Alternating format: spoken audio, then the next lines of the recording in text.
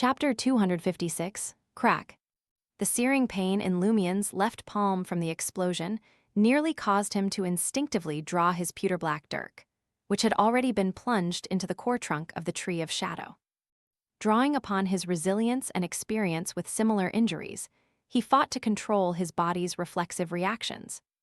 As his mind cleared from the stimulation, he managed to shake off the two desires imposed by Susanna Mad-Eyes. Pain and rationality entwined, engulfing his mind, followed by a terrifying torrent of scenes. These were the accumulated experiences of the Tree of Shadow over the past millennium, countless fragments of desire that had nourished and formed its trunk. They represented the potential futures of this malevolent tree. They converged in a mercury-colored illusory river, flooding Lumien's thoughts like a deluge. Not only were there an overwhelming number of scenes that could overpower any low-sequence beyonder, but some scenes compelled Lumien to instinctively ignore or overlook them, unable to muster the courage to look or discern. Just when he thought his intellect would be crushed by the immense torrent and reduced to a blank canvas, he realized that he had endured it. It was as if there existed an additional space capable of accommodating countless scenes beyond the limit. Lumien wasted no time in choosing the fate he wished to exchange.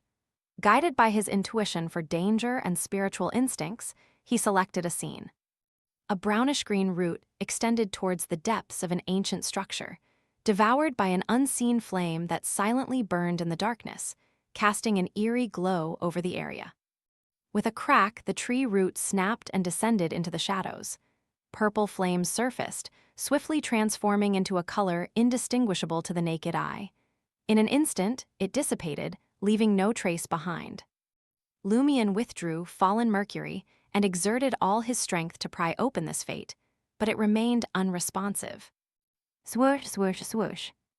Brownish-green tree trunks, not excessively thick, hurtled towards Lumien like javelins precisely thrown by a platoon of soldiers. Each one possessed the potential to impale and skewer a target upon the gnarled tree roots. In the ethereal canopy of the tree, Susanna Mad-Eyes' emerald eyes widened as she attempted to employ various abilities related to desires, be it for sex, food, greed, or acting, but all in vain. Opting for the tree spirit's powers, she aimed to deliver a physical blow. Bound to the Tree of Shadow, the methods available to her were far more potent than those of her counterparts, who relied on ordinary trees as companions. Though she still doubted that the so-called cursed blade could harm the Tree of Shadow, Lumien's confidence and performance left her somewhat uneasy. Subconsciously, she believed it wiser to disrupt whatever he was doing. She would rather err on the side of believing it to be seriously harmful and take excessive precautions in advance than be careless and witness unforeseen changes and the possibility of failure. The former would at most waste a certain amount of strength and energy, delaying the completion of the ritual a little. The latter might bring about changes she didn't want to see and an outcome of failure. Even if the probability was low, she had to take preventative measures. She couldn't wait until it happened before attempting to rectify it. The flesh robe enveloping Lumien's body abruptly contracted, diminishing his size and evading the majority of the javelin-like tree trunks. Two of them landed on Lumien's left and right shoulders, leaving him unable to dodge or evade. The flesh and blood constituting the robe acted as disciplined soldiers receiving an order. They surged towards the impending strike, constructing layers of blood-colored cushions.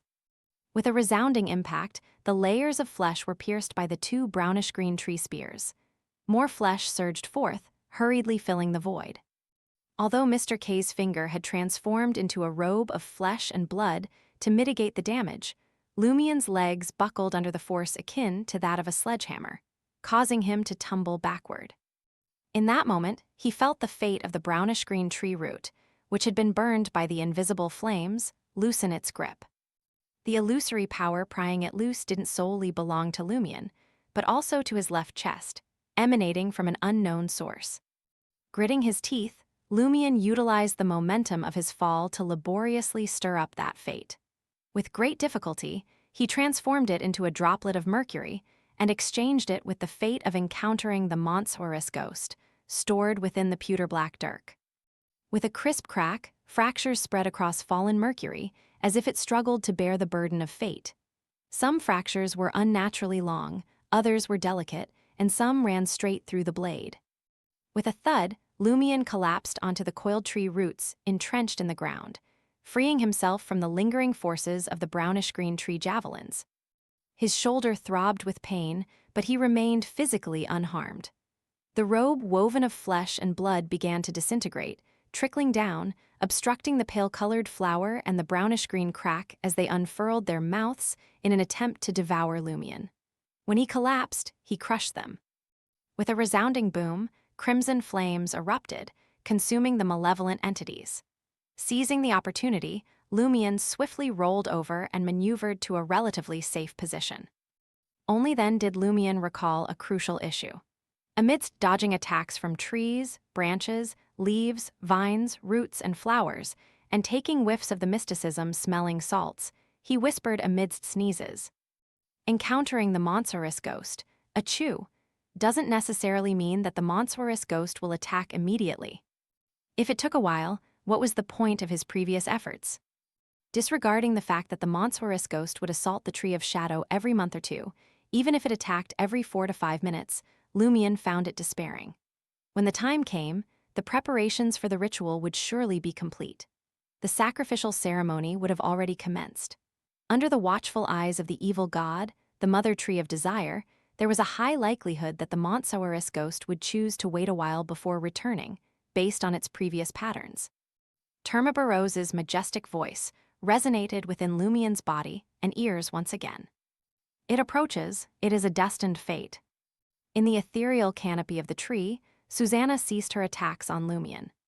Utilizing the Tree of Shadow, she remotely guided Charlotte in controlling the sacrifice while delving her consciousness into the brownish-green tree, searching for any potential issues resulting from the pewter-black Dirk's assault.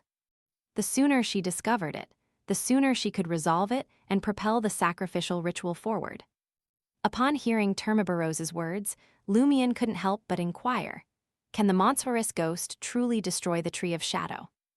Although both entities were malevolent, the giant tree that had been rooted in Trier's soil for over 1,000 years, nourished by countless desires and linked to a hidden evil god, appeared loftier, more menacing, and more wicked. Termabarose's deep voice resounded. No. However, it possesses the ability to influence the Tree of Shadow to some extent, creating an opportunity for you to escape. Just as Termabarose finished speaking, Lumion caught sight of a sudden black shadow beside him. The figure stood slightly hunched, resembling an elderly man burdened by the weight of life. The Monsorius ghost.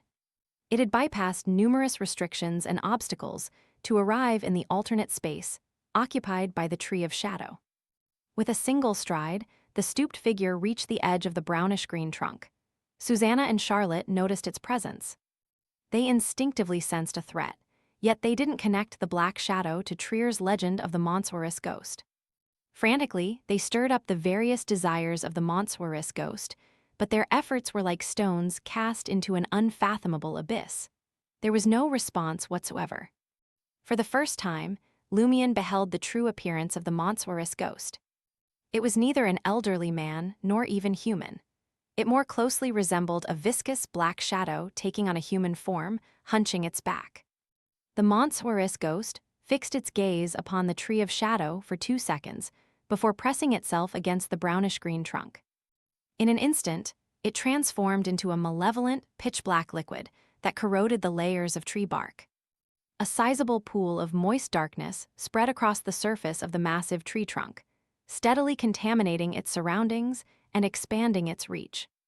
Within moments, the entire lower portion of the Tree of Shadow was overtaken by the black shadow, rendering Susanna Matthijs and Charlotte Calvino's attacks futile. The next second, the old painting-like blue sky and white clouds, along with the ground intertwined with tree roots, trembled visibly as if experiencing a violent earthquake. Faint illusory cracks appeared on the surface of the tree trunk, the ground, and even in the sky. Some of them slowly widened, revealing glimpses of the street beyond, a distorted microcosm of chaos influenced by branches, vines, and desire. Be prepared, Termabarose's grand voice echoed in Lumion's ears. Realizing that she couldn't halt the Montsouris ghost and that the situation was rapidly deteriorating, Susanna Mad Eyes wore a resentful expression and recited an incantation in ancient Hermes. Son of the god who should never have been born, you are a cage for the imprisoning curse, an evil that erodes history. I implore your assistance. The instant Susanna Mad Eyes finished speaking, the branches beneath the ethereal tree crown began to secrete a viscous, pitch-black liquid. It bore a striking resemblance to the black liquid assumed by the Montsouris ghost, but there was a significant distinction. It possessed a greater degree of chaos, frenzy, and wickedness. Almost simultaneously, pale white, malformed skulls, yellowish eyeballs entwined with thick veins, scarlet tongues dripping with repulsive pus, and indescribably grotesque objects that induced madness by mere sight sprouted from the liquid secreted by the tree trunk.